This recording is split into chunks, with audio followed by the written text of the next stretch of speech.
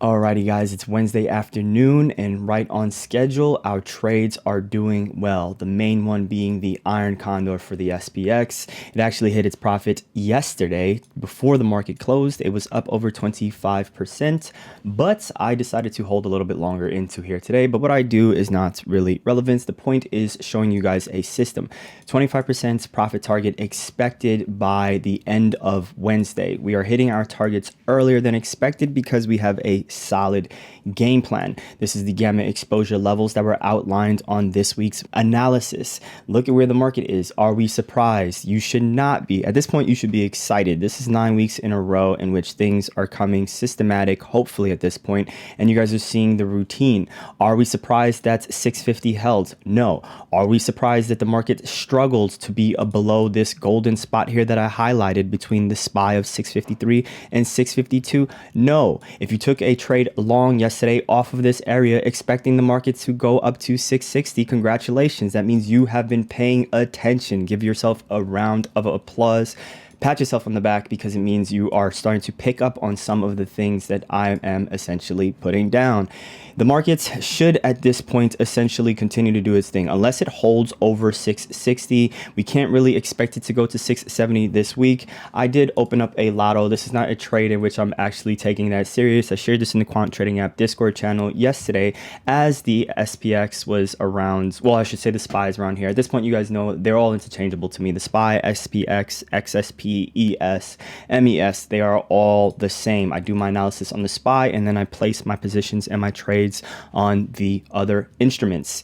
Now, as the markets bounced off of here up to 660, is this a trade I'm going to take profit on? No, but we do have some additional XSP positions this week. You guys should have known, or at least what I highlighted on Monday. These are the regions to harvest a lot of theta. You guys should remember, or if you have not, go back and watch Monday's video in which I addressed the tight range to expect the market to stay within. For a narrower Iron Condor, we use this range here of 670 to 640. That is this Iron Condor right here. We convert the SPY levels to the SPX, and then we open up the trade. I've been asked this question before and some of you guys have commented, why are the Iron Condors so narrow? Because I know how to make them narrow and still be profitable. I don't want to use $2,000 to collect $200 in premium when I can use sometimes half of that to collect 4 times as much credit. Yes, I'm not looking for a 100% win rate, but I would say with an over 90-something% win rate so far this year, I'm not complaining.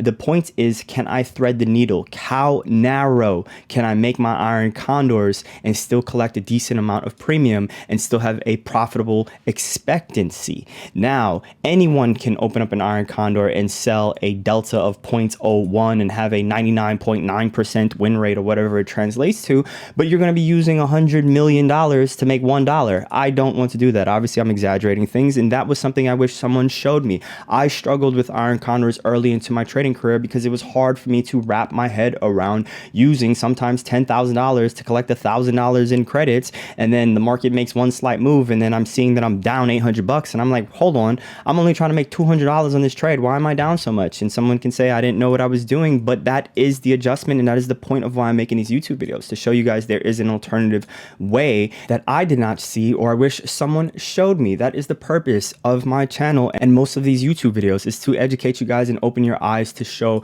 additional ways to approach the markets.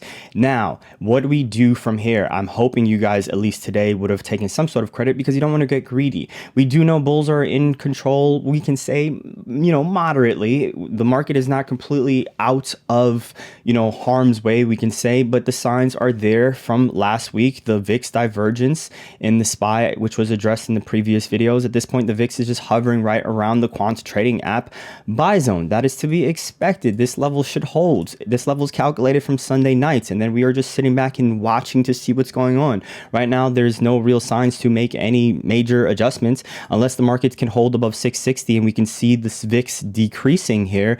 Then there's no real reason right now to think we're going to 670 for this week. So we can be patient. We see what's going on in advance because of the analysis that comes from the beginning of the week, and then we sit back and then wait for either serious setups to take directional trades. The ES is back within the value area low from the previous week back here, which is right around last week's value area low, and it is just being stuck around here. This is excellent for traders such as myself that like to sell theta. You guys in Quant Trading app are killing it. You guys are making, it seems like $6,000-$7,000 a week for some of you guys that are sharing those double diagonal trades. That is incredible. I'm still running my merge cow flies or my cow flies. So this is a position here that I shared in QTA. I'm just putting it on YouTube for anyone that's interested.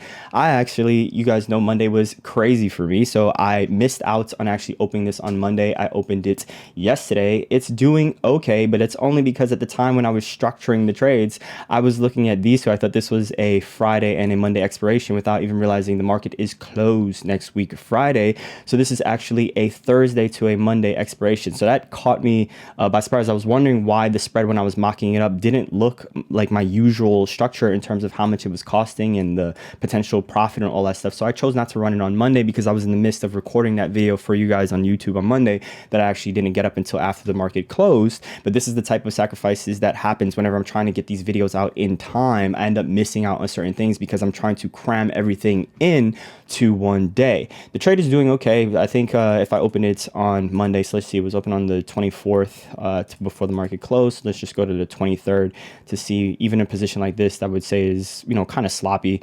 This is around, we'll say $20 to $21 is what it would have cost versus what I paid for it, which was $22. So just $1 more is what it ended up costing me by being a day late. So instead of being up over $230 per lot or $230 per lot, I'm only up $140 per lot, which is fine, but I'm going to continue to hold this. I made it long delta. So notice when I opened this, it was yesterday just at the top of power hour, just because of where the SPY was. This is at this point, this level was holding. So I'm giving it a long delta as I have a long bias as I shared on Monday. If the market is above this level, I'm not thinking about shorting. If you're thinking about shorting into these levels of supports, then I highly encourage you to get some day trading books or something like that. Get some swing trading books. Please just take a break to actually think about what you're doing if you're trying to short the S&P 500, especially after watching these types of videos in which I'm sharing and demonstrating significant levels that should hold as support. And we are 9 weeks in a row now, and you guys at this point should see how these levels play out and how the market interacts with them. As long as the market remains above here, I'm not looking to be some sort of fortune teller and predict it's going to go this low. I'm going to wait to see if it gets below this level and then see if I get additional clues to support it going lower. This is our major support, but there's no real expectation for it to be below here. And at the same time, this is the more, you know, area that's in play, as I said on Monday, because that's important to take note of. There are a billion levels on your chart, but what's the ones that are actually in play for this week? I said that this is the zone, or these are the levels that are in play for this week. That means these are the ones that we should be concerned with or about.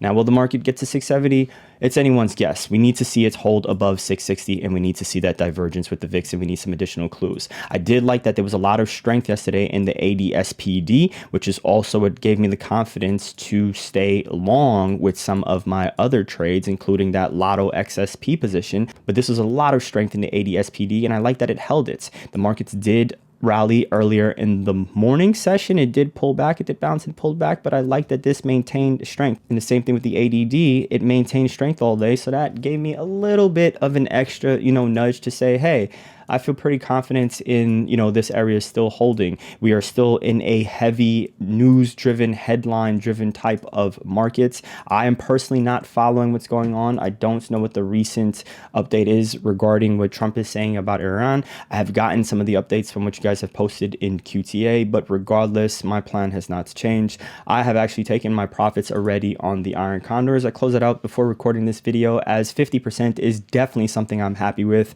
and I'm not looking to get greedy. The XSP positions I'm maintaining to hold these are perfect. I call them the extra sauce on the side. So if I'm in an Iron Condor and I want to harvest some more premium, then why not open up a bunch of XSP butterflies? These things are relatively cheap. Obviously the commissions is expensive when you have a bunch of them open, but I'm willing to pay for that just to have more profit coming in without adding too much additional risk. Keeping this under $1,000 in margin, but pulling in a few extra $100 is incredible.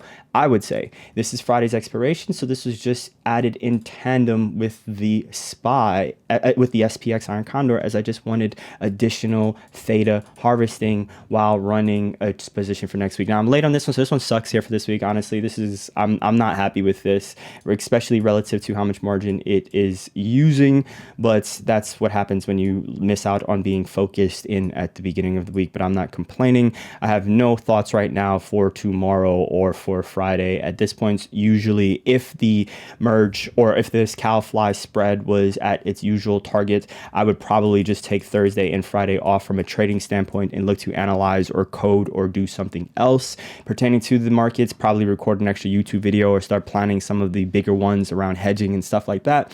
But right now, I'm not sure what I'm really looking at. I know tomorrow for the market, I will more than likely not pay that much attention and check back in on Friday to see what I want to reassess, and hopefully tomorrow I'm just taking additional profits on some of these other spreads. Thanks for watching, guys. This is that midweek check-in. Like this video if you learned something. Leave a comment down below. I enjoy reading them. Subscribe to this YouTube channel if you are new here, and I'll catch you in the next one. Take care.